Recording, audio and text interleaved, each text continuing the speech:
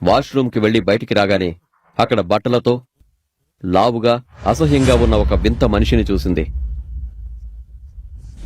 Wow, అందాల రాణి. నిన్ను చూడగానే నా లోపల ఏం జరుగుతుందో చెప్పడం కంటే చూపించాలనుంది. How dare you! నువ్వొక్క నెంబర్ 1 చీప్ అండ్ మేనర్స్ లేనోడివి. నీలో చాలా ఎనర్జీ ఉంది. ఈ చెత్త మాటలన్నీ వెళ్లి మీ అమ్మతో చెల్లితో మాట్లాడు. అమ్మ చెల్లి అయితే లేరు. నువ్వు నాకు నేర్పిస్తావా ప్రియా? ఇడియట్! అరే వదులు. ఏయ్, ఐశ్వర్య మరో ఆలోచన లేకుండా అతని చెంప చెళ్ళుమనిపించింది.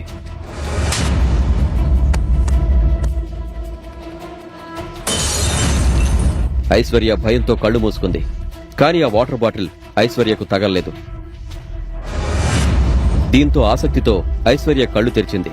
కళ్ళు తెరవగానే ఒక చెయ్యి ఆ బాటిల్ను పట్టుకోవడం చూసింది.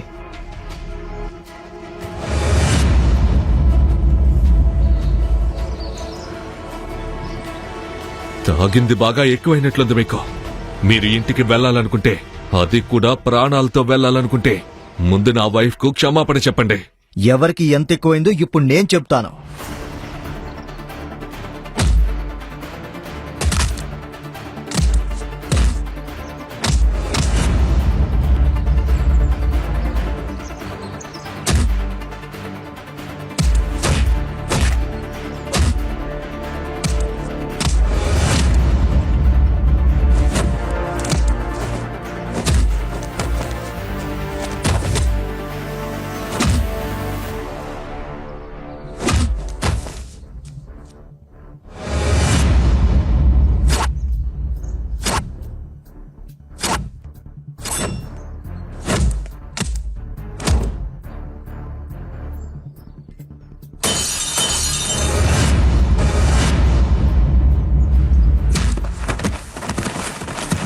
ఆకాష్ అలా ఫైటింగ్ చేయడం చూసి ఐశ్వర్య ఆశ్చర్యపోయింది.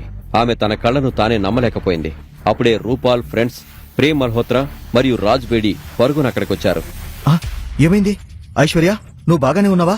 వీడు పెద్ద పోకిరిగాడు. నన్ను ఒంటరిగా చూసి ఏడ్పించాలనుకున్నాడు. ఐశ్వర్య మాటలు వినగానే ప్రేమ్ మల్హోత్రా కళ్లలో కోపం కనిపించింది. ఈ రోజు ఎలాగైనా ఐశ్వర్యను ఇంప్రెస్ చేయాలనుకున్నాడు. వీడికి ఎంత ధైర్యం! ప్రేమ్ ఈ గొడవకు తను పూర్తి బాధ్యత తీసుకోవాలని అనుకున్నాడు. ఏదేమైనా ఈ హోటల్ అతని ఫ్యామిలీ బిజినెస్ లో ఒకటి.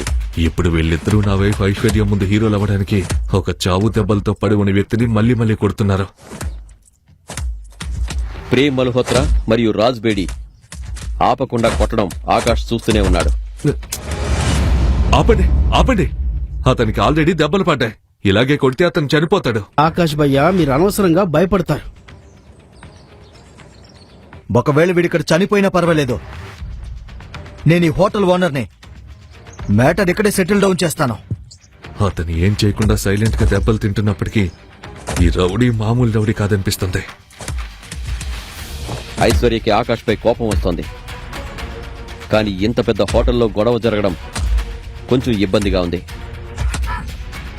ప్లీజ్ ఆపండి. కొట్టింది చాలు. మనం ఇక్కడి నుండి వెళ్లిపోదాం. ఆకాష్ భయ్యా, మీరు అనవసరంగా భయపడతారు. పర్లేదు, మాతో ఉంటే ధైర్యం వస్తుందిలేండి. ఈ మాట వెటకారంగా అనిపించింది. కానీ ఇదంతా అర్థం చేసుకున్న ఆకాష్ ఏమీ మాట్లాడలేదు.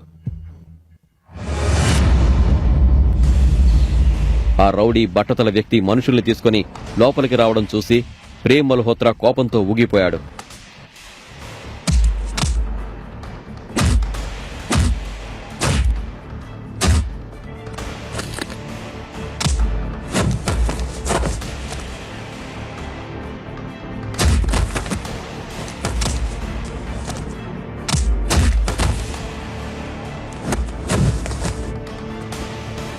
ప్రేమ్ మల్హోత్రా మామూలు ఫైటర్ కాదు. అతనికి కరాటేలో బ్లాక్ బెల్ట్ వచ్చింది. ఒక్కొక్కరిని కొట్టి ప్రేమ్ మల్హోత్రా గజేంద్రను అతని రౌడీలను చితగొట్టాడు.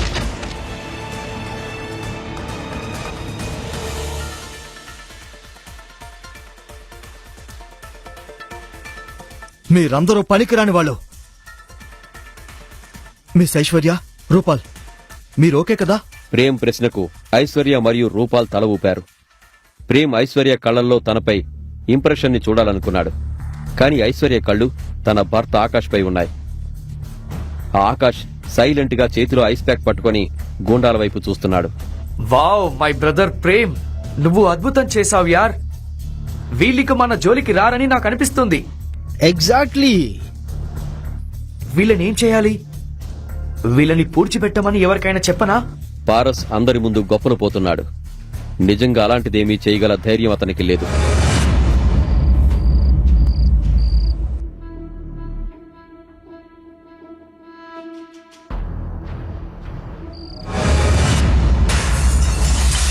ఏయ్, చాలా ధైర్యం ఉంది మీకు. రండి, నేను కూడా చూస్తాను మీలో ఎంత ధైర్యం ఉందో. వచ్చి నన్ను ఫేస్ చేయండి. రండి రండి. ఏయ్, నాకు కూడా అసలు భయం లేదు. నువ్వు నా ముందుకొస్తే నేను నిన్ను ఖచ్చితంగా ఎదుర్కొంటాను. కాని ప్రేమ్ మల్హోత్రా అతన్ని చూడగానే ఇంకేమీ మాట్లాడలేకపోయాడు. తన ముందు ఉన్న వ్యక్తిని చూసి ప్రేమ్ మల్హోత్రా నోరు పడిపోయింది. ఎందుకంటే ఎదురుగా ఉన్న వ్యక్తి మామూలు గుండా కాదు. మొహంపై గాయంతో ఏర్పడిన పొడవైన గీత, దృఢమైన శరీరం ఉన్న విక్కీ బాయ్. అతని వెనక 15 నుంచి 20 మంది ఉన్నారు. వారందరి బాడీలు చూస్తేనే అర్థమవుతోంది ఫైటర్స్ అని. బాయ్, మేమేదో జోక్ చేస్తున్నాం. అచ్చా, జోక్ చేస్తున్నావా? అవును బాయ్. జీవితంలో జోకులు ఉండాలి కదా. ఏ, మీరు కూడా జోక్ చేస్తారు కదా. అయితే నేను కూడా మీతో కొంచెం జోక్ చేయనా? మాట్లాడుకుని సెటిల్ డౌన్ చేసుకున్నాం కదా. అవును బాయ్. పదండ్రా, జోక్ చేయండి. విక్కీ భాయ్ గూండాలు ప్రేమ్ మల్హోత్రా మరియు రాజ్ని కొట్టడం మొదలుపెట్టారు. అరే, సరిగ్గా కొట్టండ్రా, సరిగ్గా కొట్టండి వెళ్ళి. విక్కీ భాయ్కి తన ముందు జరుగుతున్న ఈ తమాషా చూసి చాలా నవ్వొచ్చింది. ముగ్గురు రిచ్ పర్సన్స్, 2 అందమైన అమ్మాయిలు మరియు చీకట్లో బ్యాట్ల శబ్దం.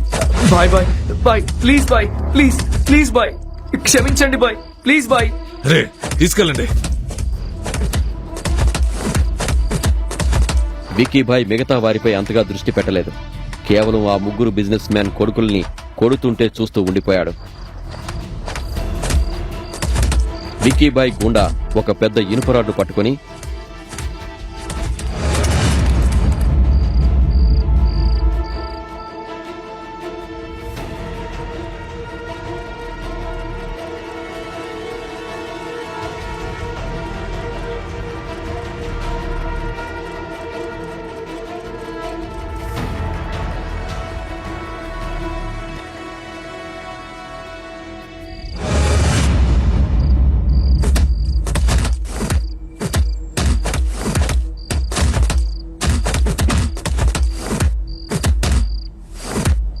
వాళ్ళ చేతులు కాళ్ళు వెరగొట్టండి. అయినా నోరు మూసుకోలేకపోతే తల పగలగొట్టండి.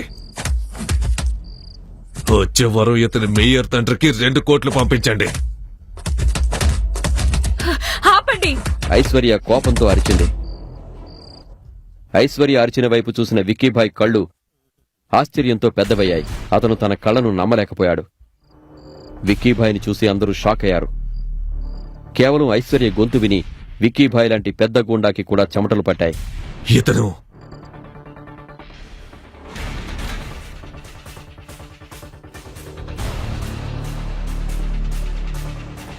ఆకాష్ వర్మ. పదండి పదండి, ఇక్కడి నుంచి వెళ్ళండి.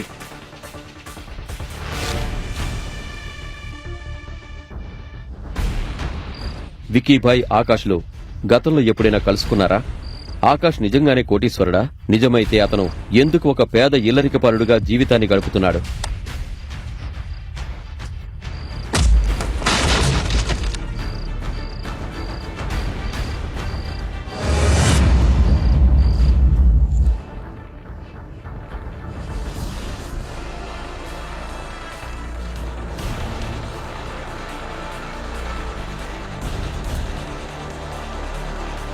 ఐశ్వర్య తండ్రి ఆమెను ఆకాష్ లాంటి పేదవాడికిచ్చి ఎందుకు పెళ్లి చేశాడు?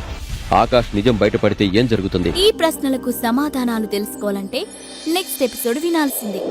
క్రింద ఇచ్చిన లింక్ ని క్లిక్ చేసి పాకెట్ ఎఫ్ఎం యాప్ ని ఇన్స్టాల్ చేసుకోండి. Stay tune to pocket FM.